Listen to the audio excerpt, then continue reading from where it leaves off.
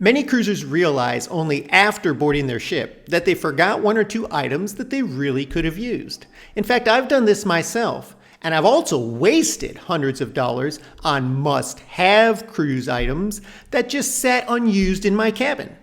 So after decades of cruising, I've narrowed it down to 7 essential items that will make your cruise vacation run more smoothly. And yes, some of these come straight from the dollar store. I'm Gary with Optimal Cruising, bringing you fresh cruise advice, money-saving hacks, and secret strategies the cruise lines don't advertise. Let's get started. Number 1, magnetic hooks. I've been on a lot of cruises, and I've never seen a cruise that has hooks on the wall. And that's a problem because while the standard cruise cabin has hangers to hang clothes on, they don't have nice, easy places to hang a jacket, hang a hat, hang a wet swimsuit, or a towel to dry. And a lot of times that's necessary, especially if you have an inside cabin without a balcony to kind of air things and dry things out. So what I like to do is get a pack of magnetic hooks because most cruise ship cabins have metallic walls and doors, which means you can stick these hooks anywhere you want, anywhere that's convenient in your cabin, and hang anything you like. It helps organize your room a little better. Cabin stewards love this because it's easy for them to walk in and clean without things lying all over the floor.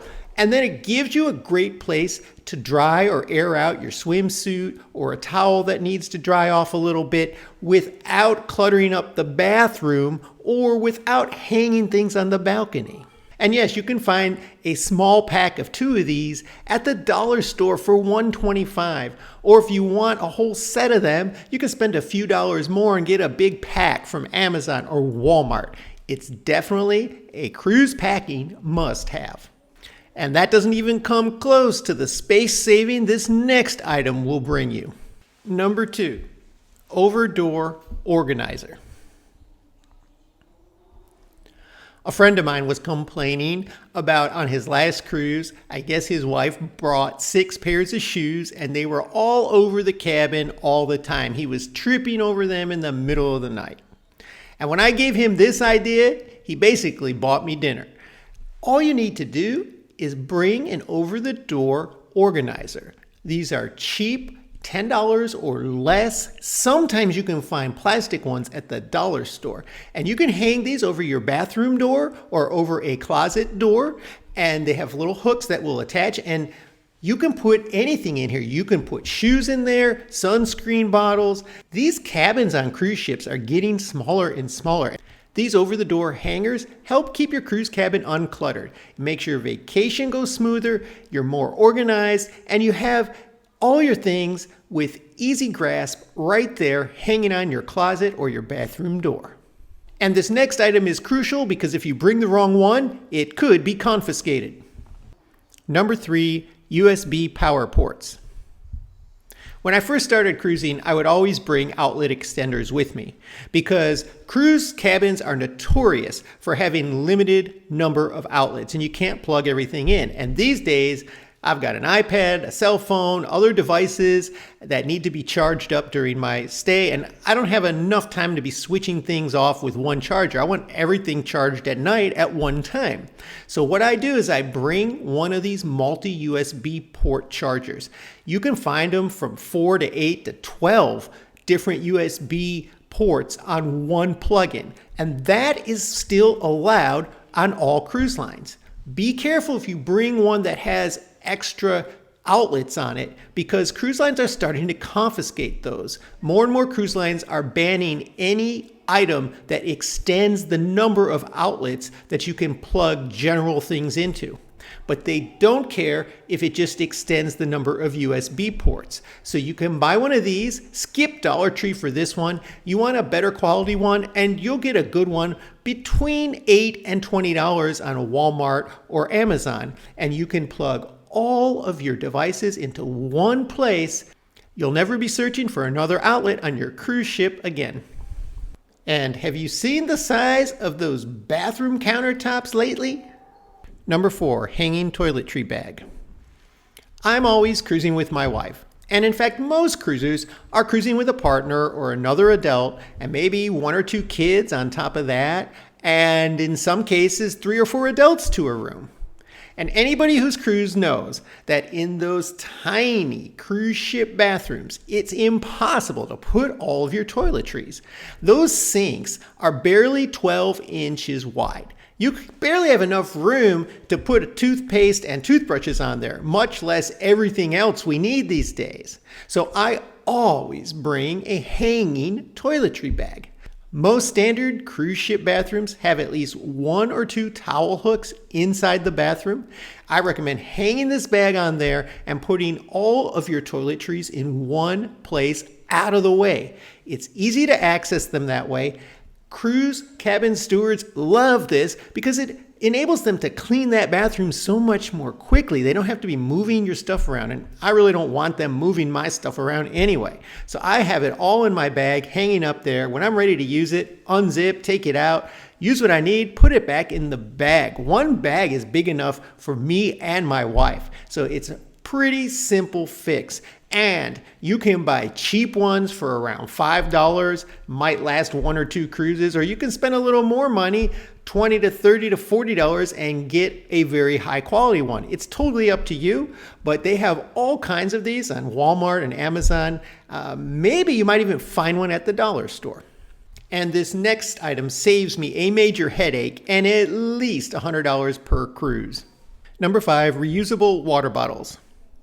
One thing I really don't like doing is paying for water on a cruise. Now, I've done it before, but I try to avoid it. And that's why every time I cruise now, I bring on my own personal tumbler. And my wife will bring a water bottle or 2. And we use these the entire cruise because we can fill up water at the buffet and other water stations throughout the ship. One nice feature about Royal Caribbean is they have these Coke machines throughout that you have to pay if you want the soda package, but if you just have a bottle of any type, it will fill it with water for you. So there's so many options for getting water on most of these ships, and you really don't have to be paying for bottled water when you're getting thirsty by the pool or anywhere on board. And I also use them for going off the ship because when I'm at a port of call, I really don't want to have to get off and then buy some bottled water or soda because I'm thirsty. I just bring it in my tumbler and take it with me. And it's not just limited use for water. You can use these things and fill them up with juice and tea. Iced tea is one I do a lot of. And on top of that, what I always do is ask my room steward to bring me a bucket of ice every day. And that way, I throw that ice in there, fill it up with water, tea, juice, whatever, and I have a cold drink all day long. Now, this next item could save you $200 or more if anything happens on your cruise. Number 6, small first aid kit. For the longest time now, I always bring a small first aid kit on every cruise. And that's because once upon a time, I fell and cut myself. And it was bleeding quite a bit. And I had no Band-Aids, nothing. And I went to the medical facility. And just to patch it up with some gauze and a Band-Aid cost me almost $200. And that was over 10 years ago. So I prefer to have some of these supplies on hand. It's helpful to have some Neosporin, some antibiotic ointment, all the things you might want if you get a little cut somewhere, or even if you have a headache or get seasick, you want to have some of those types of medications in this first aid kit, especially if you have kids, because they're a lot more prone to getting little boo-boos. And this is going to save you a lot of money over going to medical or over having to go to the cruise ship store and buy some of these supplies there if they even have them. And this next item, I just will never cruise without.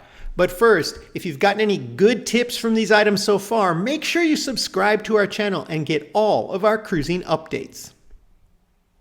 Number 7, laundry bag. So when I first started cruising, I used to spend $30, $40, $50 a pop washing some clothes on board through the laundry service. No more. Now I always bring a zippable, closable laundry bag to put all my dirty clothes in because I don't like washing my own clothes on vacation, and I want to bring them home and keep everything else that I didn't wear or that I purchased or that I'm bringing back that's clean separate from the dirty clothes. And these laundry bags work great for that. You can get a pack of them actually and use them one at a time on your cruise. They're pretty big and they fill. I've never had to use more than one. They also give me a place to put all my dirty clothes as I'm wearing them during the cruise instead of just throwing them in a pile somewhere. And then at the end of the cruise, I just zip up that bag and put it back in the empty space in my suitcase where the clean clothes used to be. I am aware that now a lot of the more modern ships have self-service laundry on board, but it can be pretty crowded. It's limited in quantity, and it's also not something I want to be doing on my cruise.